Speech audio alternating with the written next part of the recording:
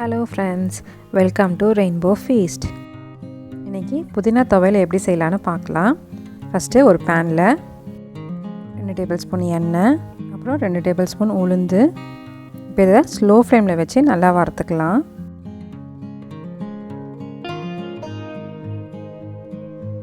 இப்போ இது லைட்டாக கலர் சேஞ்சாக இருக்குது. இந்த ஸ்டேஜில் 4 பல் பூண்டு, 4 துண்டு இஞ்சி, 8லேருந்து 10 காஞ்ச மிளகா, கொஞ்சமாக புளி, லாஸ்ட்டாக கொஞ்சமாக பெருங்காயத்தூள். இப்போ இது எல்லாத்தையும் சேர்த்துட்டு பொறுமையாக ஸ்லோ ஃப்ளேமில் நல்லா கலர் மாறுற வரைக்கும் நல்லா வறுத்துக்கலாம். இப்போ நம்ம போட்டிருக்க மசாலாலாம் நல்லா வறுபட்டு நல்லா கலர் சேஞ்ச் ஆகி வந்திருக்கு. இந்த ஸ்டேஜில் நம்ம இதை ஒரு பிளேட்டுக்கு ட்ரான்ஸ்ஃபர் பண்ணிக்கலாம்.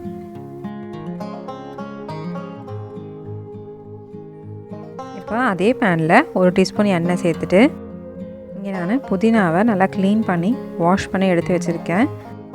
3 கை புதினா சேர்த்துட்டு இப்போ அதை நல்லா வதக்கிக்கலாம். புதினா சேர்த்த உடனே சீக்கிரமே வதங்கிடும், அதனால் ஒரு 2 நிமிஷத்துக்கு வதக்கினா போதும். புதினா இந்தளவுக்கு நல்லா சுருண்டு வதங்கி வந்தவுடனே ஸ்விட்ச் ஆஃப் பண்ணிவிட்டு ஆற வச்சிடலாம். இப்போ இது நல்லா ஆறுனதும் நம்ம ஃபஸ்ட்டு வறுத்து வச்சுருந்த உளுந்து காஞ்ச மிளகாவையும் ஃபஸ்ட்டு மிக்சியில் போட்டு நல்லா நைஸாக அரைச்சிக்கலாம். கூடவே சட்னிக்கு தேவையான அளவுக்கு உப்பு இந்த ஸ்டேஜ்லேயே ஆட் பண்ணிக்கிறேன். இப்போ இது எல்லாத்தையும் சேர்த்துட்டு தண்ணி ஊற்றாமல் குறைன்னு அரைச்சிக்கலாம். இந்த அளவுக்கு குறைன்னு அரைச்ச பிறகு நம்ம வதக்கி வச்சுருந்த புதினாவையும் சேர்த்து இப்போ அரைச்சிக்கலாம்.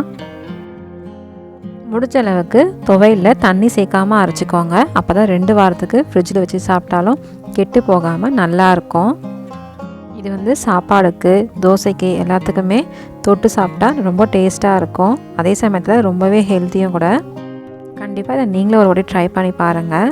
ட்ரை பண்ணி பார்த்துட்டு எப்படி இருக்குன்னு கமெண்ட்டில் சொல்லுங்கள். உங்களுக்கு இந்த வீடியோ பிடிச்சிருந்தா லைக் பண்ணுங்கள், ஷேர் பண்ணுங்கள், சப்ஸ்கிரைப் பண்ணுங்கள். தேங்க்யூ.